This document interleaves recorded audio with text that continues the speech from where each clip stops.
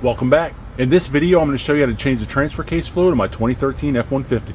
This is going to be pretty straightforward, so let's jump right in. First, you want to put your truck into four-wheel drive and then drive around for a little while in order to get the fluid inside the transfer case warmed up. I drove for about 30 minutes, but 15 to 20 should be fine. If you are using jack stands, you will need to chalk off the wheels opposite of the stands. These wheel chalks are convenient because it comes with a magnet on the end right here. So as you are working, you can place bolts, nuts, screws, and even the wrenches you are using on the magnet so you always know where they are. It's like having your own personal assistant. You can throw anything at it. Oh, and when you are finished, you can use it to find the hardware that you lost. That's pretty sweet. Let's get under my truck and locate the transfer case. This unit is the transfer case. And here's the fill plug and the drain plug. Now you want to remove the fill plug first because if you cannot get it off, you won't be able to fill the transfer case later on. So make sure you try it before draining the fluid. Go ahead and put a drain pan under the transfer case to catch the fluid. Oh, and if you want to know which plug is which, there is an engraving on the transfer case itself. As you can see, this one says fill and this one says drain. Let's get that fill plug loosened. In order to remove the plugs, all you need is a 3/8 ratchet and a 3-inch extension like this. Go ahead and put them together and unscrew the fill plug. You don't have to remove it all the way like I am, just enough to make sure it will come completely out.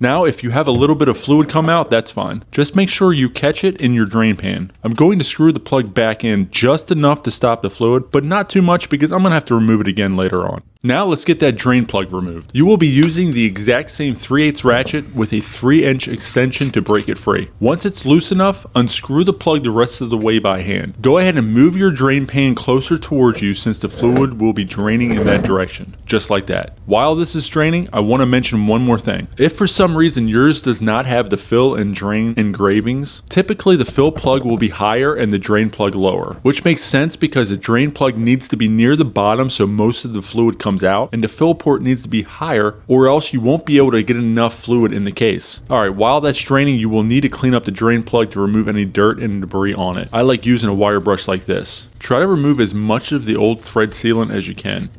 That looks good. Now you need to add thread sealant to the plug. I like using this from Permatex. Now you don't need to use too much or else you'll be kind of just wasting it. The idea here is you want to kind of paint the sealant onto the threads. Kind of like that. Now we can get the plug back in the transfer case. Go ahead and clean the opening with a rag or towel, then screw the plug back in. Before you grab your torque wrench, change out your gloves if you are wearing them. Alright, so this plug needs to be torqued down to 18 foot-pounds. Go ahead and torque this down and then we can begin filling the transfer case. Perfect. Alright, now we can remove that fill plug again.